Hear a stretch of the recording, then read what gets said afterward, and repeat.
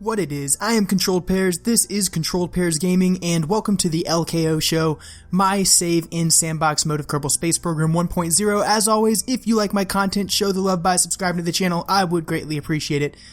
So in our second episode today, we are going to be taking up this rocket that you're looking at right now, which is the fuel payload for the CPSS, the Controlled Pairs Space Station. It is capable of hauling one massive fuel tank as well as a solar array and some power generating capabilities.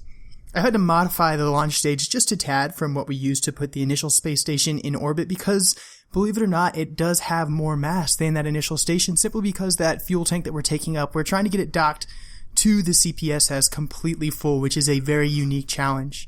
So out here on the launch pad, we go ahead and engage SAS and RCS. We throttle up to maximum, and we engage our engines, causing the launch pad to explode. I went ahead and put it in there because who doesn't like a kick-ass fiery takeoff?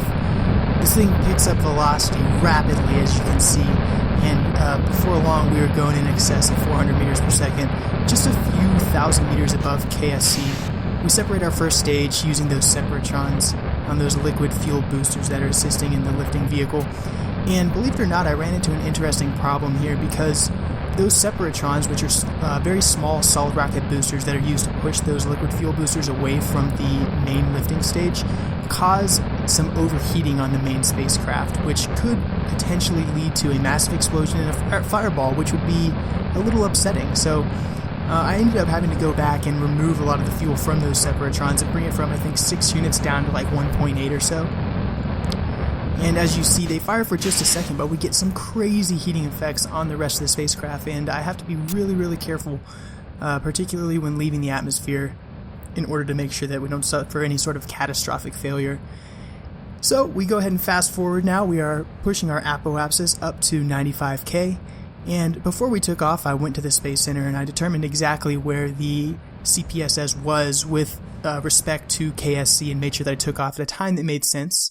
Now that I've pushed my apoapsis up to 95K, I hit M to go out to the map view and identify the CPSS, and I set it as my target and plan a plain old circularization burn just like we always do. Separate the fairing, which looks outstanding as it always does. And then we fire up the engines. We get the solar panels out. We turn on the lights so we're generating power, and you can see for the first time the full payload there of that fuel payload. So we're going to actually have a full refueling capability at CPSS, which is awesome. Can't wait to take some shuttles and SSTOs up there as well. We fire up the engines, have plenty of fuel, plenty of thrust left in order to easily circularize, and then tinker with that maneuver node in order to successfully rendezvous with the CPSS 95K above Kerbin. And we have officially achieved orbit and circularized. Jump back into the map view.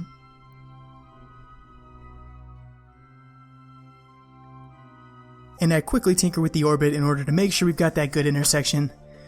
We rejoin the CPSS in the early morning.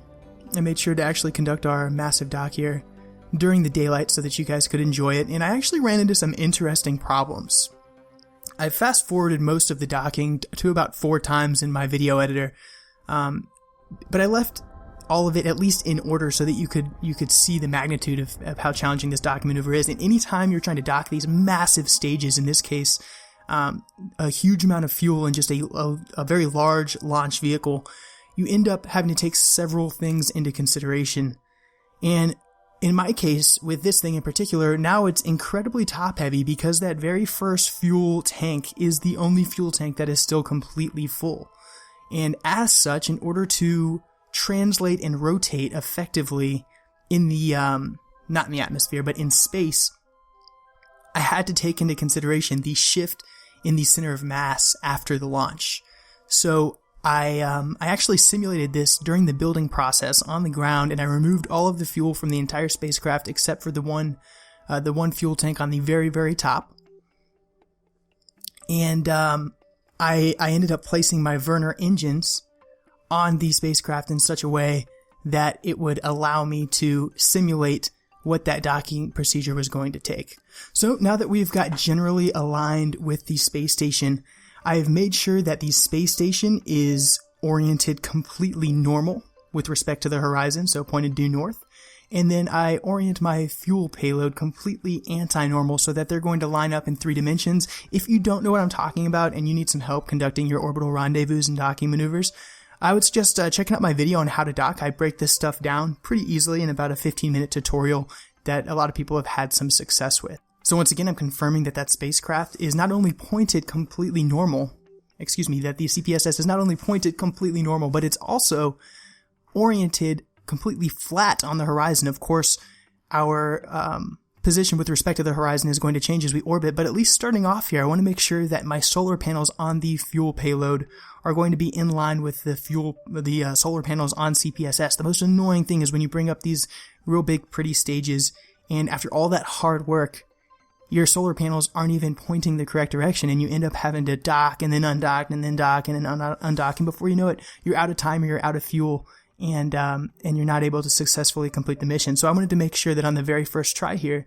I got my solar panels positioned in such a way that they would be flush with the solar panels that are already on the CPSS. So this is all now going in about 4 times speed. So it might look like it's going pretty quickly here, but I was moving very, very, very slowly in order to make sure that we stayed pointed in the correct direction the entire time.